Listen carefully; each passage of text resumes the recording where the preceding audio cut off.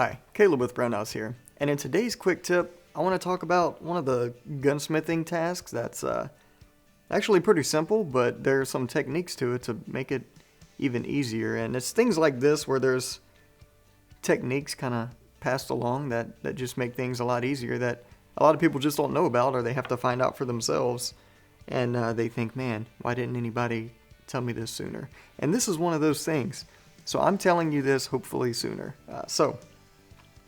Whenever you're stoning a small part, or really any part in general, and when I say stoning, I mean removing material via a stone. And this kind of applies for pretty much any part. It can be sights like I have here. It can be sears like your 1911 sears, your 1022 sear, whatever. Whatever sear you're stoning to do a trigger job or just trying to fit a part, anything like that, this will help you out. So whenever I first started doing this, and by this I mean gunsmithing, so many years ago, I would place the stone on the table or place a stone in a vise, put a little bit of oil on it, and for oil, I'm just going to go run through all the basics of it here. For oil, I'd use pretty much any gun oil, but if I do have some type of cutting oil within arm's reach, I'll use that over anything else. But it doesn't have to be that. I put some oil on, usually just kind of smear it around on the stone with my finger.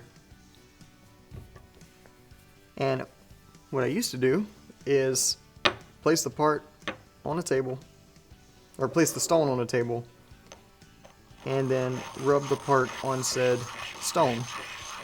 Now, this works great when you have big flats, like on a sight or something like that. It does just fine. But I do notice, human error here, you still tend to take a little bit more material off of one side than the other. And, I mean, you can see that it's evident on the bottom here. Because this one was actually coated, and the coating's coming off. You can see I'm kind of favoring, even though I feel like I'm putting same pressure down, I'm favoring one side over the other.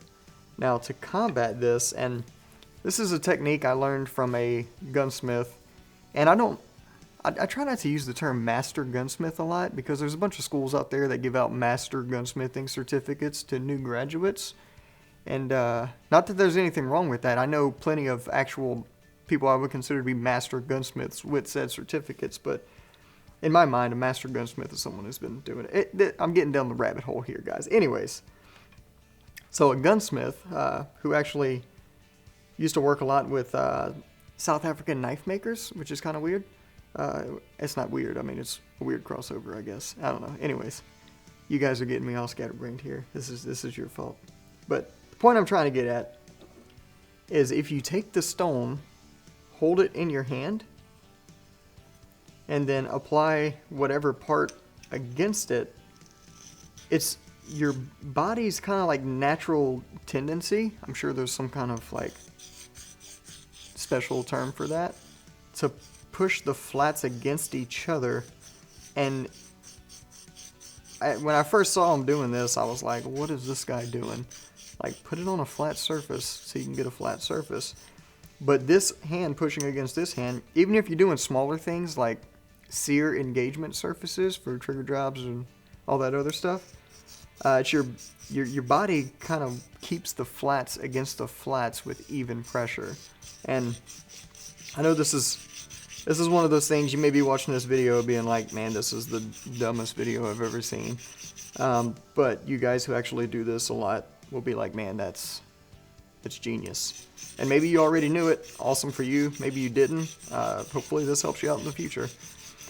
So, with all that being said, if you're watching this on the website, awesome. If you're watching this on the YouTube, make sure you hit that like and subscribe button. Hitting that subscribe button does wonders for us in the behind enemy lines on the YouTubes here. So, like I said, if you have any questions or comments, feel free to leave a comment down below or give us a call on the tech line. We'll be happy to help you out. Thanks for joining us, and we'll see you next time.